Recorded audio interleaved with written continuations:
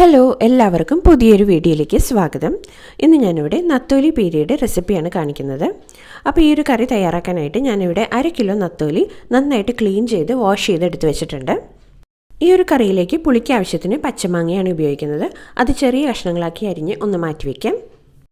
ഇനി ഒരു മുറി തേങ്ങ ചിരവിയതിലേക്ക് 1/2 ടീസ്പൂൺ ചെറുജീരകം, 1 ടീസ്പൂൺ മഞ്ഞൾപ്പൊടി, 1/2 ടീസ്പൂൺ മുളക് പൊടി, കുറച്ച് കറിവേപ്പില, 3-4 പച്ചമുളക്, ഒരു ചെറിയ കഷ്ണം ഇഞ്ചി, 3 അല്ലി വെളുത്തുള്ളി, 4 ചുവന്നുള്ളി ഇത്രയും ചേർത്ത് മിക്സിയിലൊന്ന് ക്രഷ് ചെയ്തത് മീനിലേക്ക് ചേർത്ത് കൊടുക്കാം.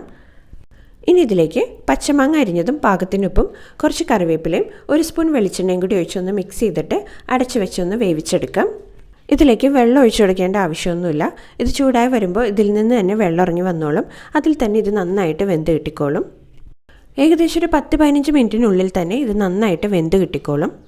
മീൻ നന്നായിട്ട് വെന്ത് വെള്ളമൊക്കെ വറ്റി കഴിയുമ്പോൾ ഇതിലേക്ക് കുറച്ചുകൂടി പച്ചവെളിച്ചെണ്ണയും ഫ്രഷ് കറിവേപ്പിലയും കൂടി ഇട്ട് ഒന്ന് മിക്സ് ചെയ്തെടുക്കാം.